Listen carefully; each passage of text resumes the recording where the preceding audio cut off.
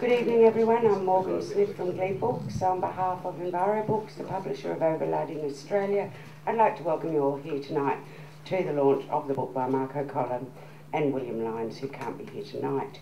Here to launch the book is the Honourable Bob Carr, the former Premier of New South Wales, to which I think we all say, come back Bob, all is forgiven.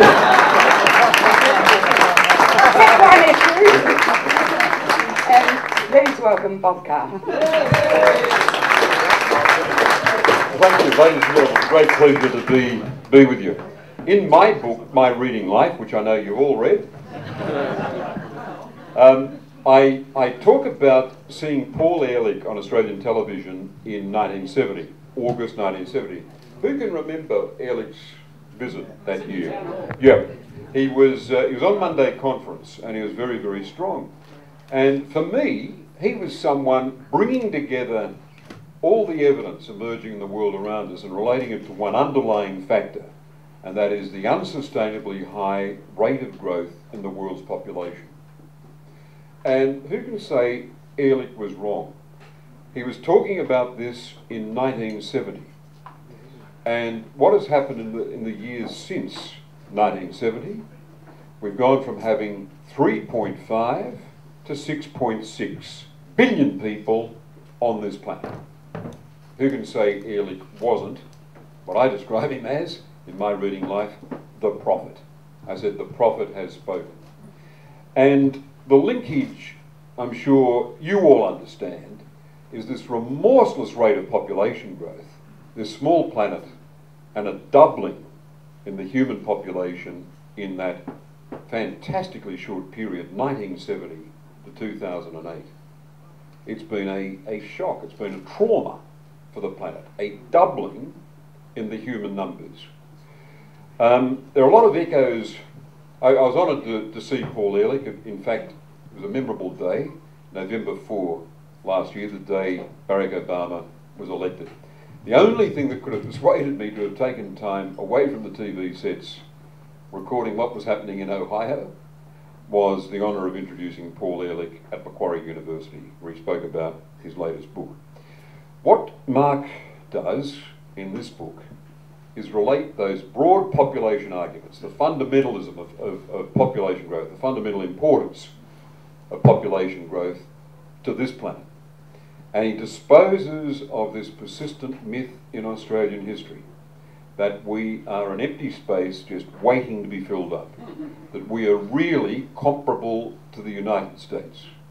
Well, you've only got to go to the United States and be somewhere in the Rocky Mountains, that huge watershed, those snow-capped peaks going in all directions as long as you can see, as far as you can see, providing rivers cascading down on either side, to know that that's one respect in which Australia is not like North America.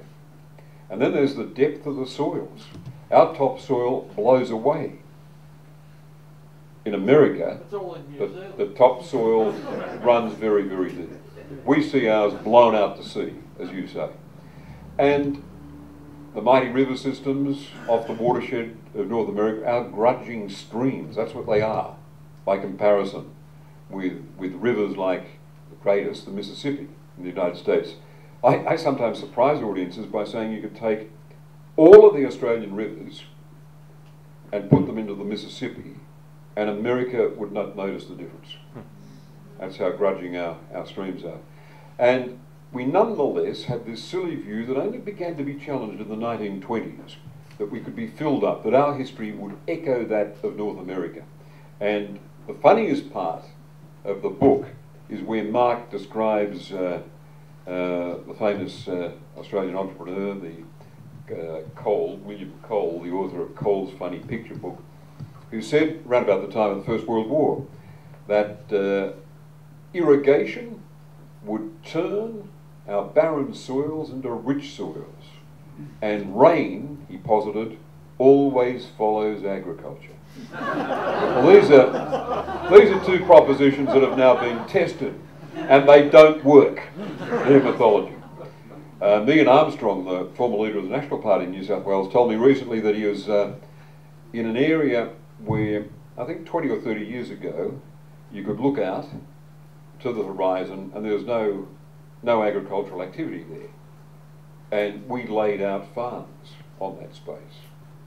And we're now realising the cost of it. It's economically unsustainable and it's environmentally atrocious. There's a lot of discussion, I think it's equally funny, of the economist, so-called Colin Clark.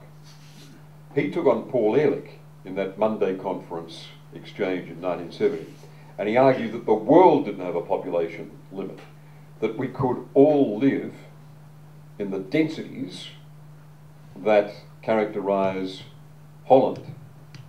And Ehrlich said, but where's the food going to come from? And it was a devastating rejoinder. I think the fundamental, if I had to distill the book, its challenge to Australians is, when you think about specific challenges, please relate them to population.